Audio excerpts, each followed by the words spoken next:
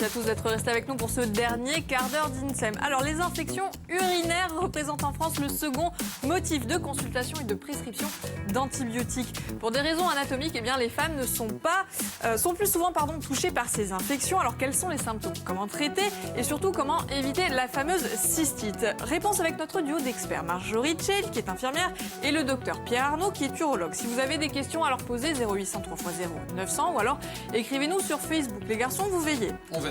Vous allez essayer de ne pas tomber de la table aussi. Non, on reste là. Parce qu'on n'est pas passé loin, vous n'avez pas vu. Mais c'est pas grave, allez, tout de suite, on boit un grand verre d'eau et on prend des notes. C'est parti. Marjorie et Pierre, bonjour et bienvenue. Bonjour. Merci d'être avec nous pour rétablir certaines vérités. Alors, on rappelle, Marjorie Tchel, vous êtes infirmière, vous êtes également notre référente santé. Dès qu'il y a un bobo, on fait appel à vous. Vous êtes venu cette fois accompagné de Pierre Arnaud, vous êtes praticien hospitalier, vous êtes responsable du service d'urologie au centre hospitalier d'Ajaccio. En quelques chiffres, vous allez nous expliquer, c'est le deuxième motif d'administration d'antibiotiques en France. Qui est-ce qui est principalement touché par cette infection ? C'est un problème de santé fréquent avec un motif vraiment redondant pour nous de consultation. On sait qu'une femme sur deux va être touchée au cours de sa vie par une cystite. Chaque année, c'est quand même 10% des femmes qui vont en présenter également. Et 20%, donc 1 sur 5, va récidiver. Donc c'est une maladie qui peut revenir plusieurs fois au cours de la vie. Des chiffres qu'il faut prendre avec, beaucoup de sérieux. Alors, c'est quoi exactement une cystite ? Alors, c'est des symptômes qui sont relativement connus chez les femmes. Ça se manifeste essentiellement par des brûlures au niveau des urines, des brûlures urinaires, une douleur dans le bas-ventre, au-dessus du pubis, une augmentation de la fréquence d'émission et parfois des urgences. Il faut se précipiter aux toilettes pour uriner, en général peu. Il peut y avoir du sang sans que ça soit forcément grave. On peut avoir les urines qui se teintent en rouge. Et ce qui est très important, c'est qu'il n'y a pas de fièvre. Sinon, on passe dans une infection plus grave, rénale en général. C'est très important. La pyélonéphrite, oui, il ne faut pas qu'il y ait de fièvre. Alors, entendu dans les couloirs, c'est pas la même chose l'infection urinaire et la cystite. Est-ce que c'est vrai ou est-ce que c'est faux ? Il y a différents types d'infections urinaires au final. La cystite est une infection isolée de la vessie. Sans fièvre, on peut avoir une infection en général plus embêtante au niveau des reins et ça s'appelle la pyélonéphrite. C'est une infection fébrile avec des douleurs dans la zone des reins. Donc c'est le stade... Le stade au-dessus qui nécessite un traitement plus long et qui a plus de chances de se compliquer. Donc les symptômes vraiment sur lesquels il faut être attentif, on l'a dit, des douleurs, l'envie de faire pipi beaucoup plus souvent, mais pas de fièvre. Donc ça, Exactement. c'est très très important. Tout à fait. Il y a d'autres idées reçues. Il faut savoir que quoi, mon cher Florian ? Et oui, il faut savoir qu'on trouve de tout et de rien sur le web concernant les causes de l'infection et bien sûr concernant les remèdes miracles, les petits remèdes de grand-mère et tout. Donc, mais heureusement, chers amis, vous êtes là pour arbitrer comme il se doit les débats et nous donner la bonne direction concernant ces petits soucis très agréables. Vous êtes prêts ? Là, vous avez la pression. Alors, une infection urinaire peut être d'origine allergique ? Absolument pas, je ne pense pas. D'accord. C'est pas possible. On lutte contre une infection urinaire avec du bicarbonate. Non plus. Non plus, c'est plus pour la cuisine. Vous avez donc trouvé ça sur Internet ? On peut l'utiliser pour dissoudre certains types de calculs rénaux, et pas tous, une minorité. Donc, on le rejette. Le café et le thé peuvent provoquer des infections urinaires ? Non plus. Des calculs pour le thé également. D'accord. L'asperge est apparemment réputé pour son efficacité contre les infections urinaires. Marjorie ? Non, je pense pas. Par contre, ça donne une urine qui sent pas très bon. Ah, voilà. Ça, c'est peut-être ça. Alors. On le sait. Et ni la pastèque, ni le vinaigre de pomme. Hein. Ah non, au contraire, en plus, la pastèque, c'est plein d'eau, donc c'est bien. Ça permet d'avoir un apport Ah non, mais justement, diurétique. pour son efficacité contre. Ah, l'efficacité. Contre, oui. Non, Marjorie, je pense, reparlera un peu plus tard. Des petits trucs et astuces, mais les vrais. Et des produits avérés scientifiquement. Alors, il paraît que les chats sont immunisés contre les infections urinaires. Non. Alors ça, pareil, parce que les chats font des infections urinaires. D'ailleurs, il y a des litières spécifiques qui permettent de détecter, mais ils en font aussi. D'accord. Les femmes, pour finir, les femmes qui ont une vie sexuelle active ou ont un terrain plus favorable à une infection urinaire.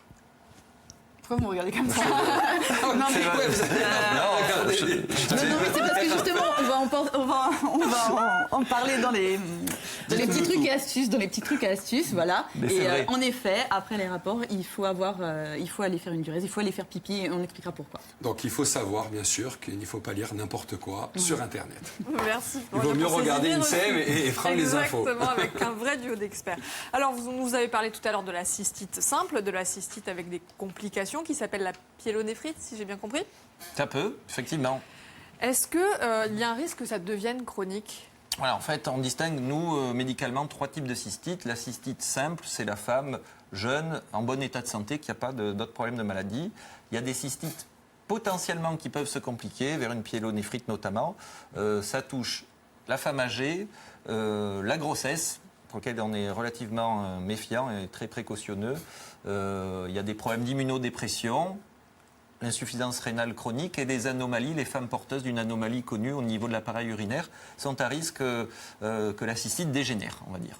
Et puis enfin, il y a des cystites récidivantes qui touchent justement, c'est pas des cystites chroniques, mais c'est des cystites récidivantes quand on en fait plus de 4 par an, ou 3 sur une période de 6 mois, ou voire 2 sur le même mois. D'accord. Et ce sont ces personnes sensibles qui risquent de développer des cystites chroniques ou pas forcément ? Non, justement, en général, c'est une population différente, soit âgée, soit des femmes jeunes, ou n'importe quelle femme, on va dire, peut être amenée à avoir des cystites récidivantes. Alors moi, j'ai envie de voir avec Marjorie, justement, les recommandations d'usage qui permettraient d'éviter cette fameuse cystite, cette fameuse infection. Alors, d'abord, quelques règles hygiéno-diététiques simples. Et ensuite, on va voir aussi qu'il y a de la phytothérapie qui est intéressante. Alors, les règles hygiéno-diététiques, la première, c'est de boire suffisamment, avoir un apport hydrique suffisant. Il faudrait, pour ce faire, boire au moins 2 litres d'eau par jour. C'est compliqué, oui. Peut-être pour certaines personnes, mais il faut faire attention et puis faire attention aux fortes chaleurs, si on a fait beaucoup de sport, si on a beaucoup transpiré. Donc il faut adapter et peut-être même plus de 2 litres. Oui, se réhydrater en permanence. Voilà, se réhydrater. Alors pourquoi ? Parce que cette quantité d'urine va permettre de diluer les germes s'il y en a dans la vessie. Ensuite, il faut aller uriner fréquemment. Pour bien faire, il faudrait au moins toutes les 3 heures. Alors, on n'a pas le chronomètre en main, mais il ne faut pas se retenir de faire pipi. Bien apprendre aux petites filles qu'à l'école, il ne faut pas se retenir et faire seulement arriver à la maison. Voilà, ça, c'est un risque d'infection urinaire. Pourquoi ? Parce que quand on se retient, du coup, les germes, ils ont le temps de se multiplier et d'augmenter dans... Même les petites filles peuvent développer des cystites, des infections urinaires. Hélas, oui. Et donc ensuite, une autre règle, donc ça c'est les 2 premières. Une autre règle, c'est si les femmes ont eu des infections urinaires suite à des rapports, il faut qu'elles prennent l'habitude d'uriner après les rapports. Parce qu'il peut y avoir des germes qui se sont logés à ce moment-là dans l'urètre, qui mènent à la vessie, et donc ils vont gravir jusqu'à la vessie et donc provoquer cette infection. Donc il faut chasser ces germes en allant tout simplement uriner. Petite astuce. C'est important. Il faut aussi traiter tout ce qui est constipation, pour la même raison. Des germes voisins peuvent venir coloniser vers l'urètre et vers la vessie. Parce que qui est responsable finalement de cette infection ? Alors, le germe le plus connu, mais là je vais laisser en parler. Le prononcer, c'est du latin, c'est pas facile. Ouais, voilà, 3 fois sur 4, c'est l'Escherichia coli. Escherichia coli ou colibacille, en fait, on l'appelle plus simplement. Il représente 3/4 des causes de cystite à peu près en France à l'heure actuelle. Pourquoi ? C'est un germe qui est présent dans le tube digestif en quantité phénoménale. On a des milliards de bactéries dans le côlon qui peuvent remonter vers la vessie, en passant, comme l'a dit Marjorie, par l'urètre, ou même il y a des mécanismes où on se demande s'ils ne transloquent pas, c'est-à-dire s'ils ne passent pas directement dans la vessie, à partir du rectum, sans traverser la peau. Oui, voilà. Ensuite, il faut... Pour les recommandations. Pour les recommandations, il faut suivre. Dans les règles, il faut préconiser des sous-vêtements en coton, parce que les sous-vêtements synthétiques peuvent favoriser la transpiration et du coup des germes. Il faut apprendre aux petites filles de leur plus jeune âge qu'il faut s'essuyer d'avant en arrière. Ça paraît tout bête, mais c'est très important. Et puis ensuite, qu'est-ce qu'il faut faire aussi ? Ah oui, arrêter. Alors celui-là, ça me paraît moins évident, parce que je ne connaissais pas ce mode de contraception, les spermicides. Apparemment, c'est un mode de contraception qui peut amener après, qui peut favoriser les infections urinaires. Docteur, vous êtes d'accord ?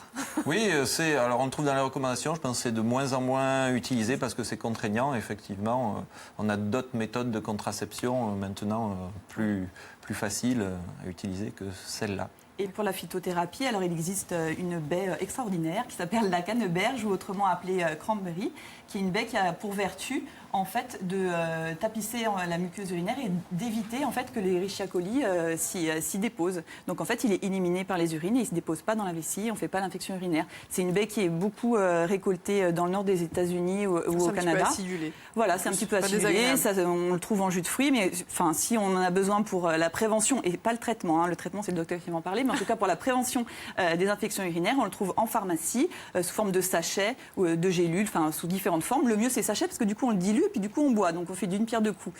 Et par contre il faut respecter une dose qui vous sera donnée par votre pharmacien ou votre médecin, c'est 36 mg par jour, il faut en prendre matin et soir. Voilà. Les astuces de Marjorie, j'espère que vous avez pris des notes, ça va vite.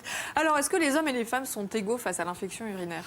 Pas vraiment. La cystite, déjà, ça ne concerne pratiquement que les femmes. Il n'y a pas vraiment de cystite chez l'homme. C'est tout de suite une infection fébrile qu'on appelle la prostatite et qui est plus embêtante, un peu comme la pyélonéphrite. Pourquoi ? Parce que le traitement sera beaucoup plus long. La femme est plus fréquente, Marjorie l'a dit, parce que son urètre est court, 2-3 cm, et donc les microbes ont beaucoup plus vite fait de remonter jusque dans la vessie, plutôt que chez l'homme où ça fait une dizaine de centimètres, donc ça sert de filtre en quelque sorte. Donc nous ne sommes pas égaux. Alors si on a un doute, comment est-ce qu'on fait un pré-diagnostic ? Alors, vous avez des petites choses. Le message, voilà, c'est de ne pas faire n'importe quoi chez soi, tout seul, se diagnostiquer, se traiter. Là, vraiment, il y a un rôle fondamental, c'est celui des médecins traitants qui vont vous orienter et vous traiter comme il faut. Ça, c'est vraiment un message important. Il y a plusieurs cas de figure. La cystite toute simple de la femme jeune, il est recommandé uniquement de faire une bandelette urinaire. C'est ce que Marjorie a devant elle. C'est ce que vous avez là.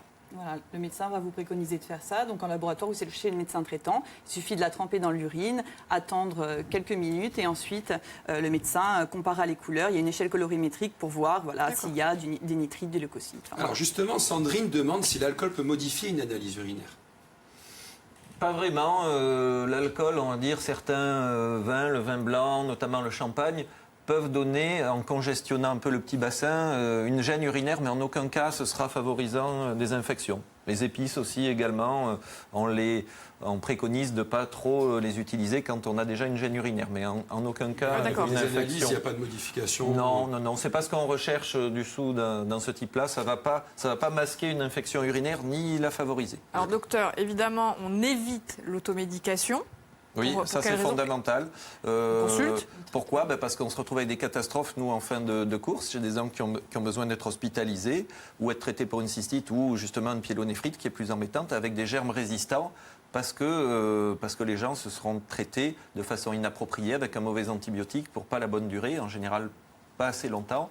Voilà. Donc il y a des recommandations maintenant de 2015 qui sont très facile, connu des médecins, qui ont été édités par l'Association française des urologues et les infectiologues qui ont travaillé ensemble. En gros, pour que ce soit simple, une cystite simple, on fait une bandelette, comme a dit Marjorie, si c'est positif, le médecin va prescrire un traitement le plus court possible. Voilà, mais on ne se soigne pas tout seul et on a bien noté les recommandations. Pour éviter d'avoir une cystite, on boit beaucoup et on peut prendre des cranberries.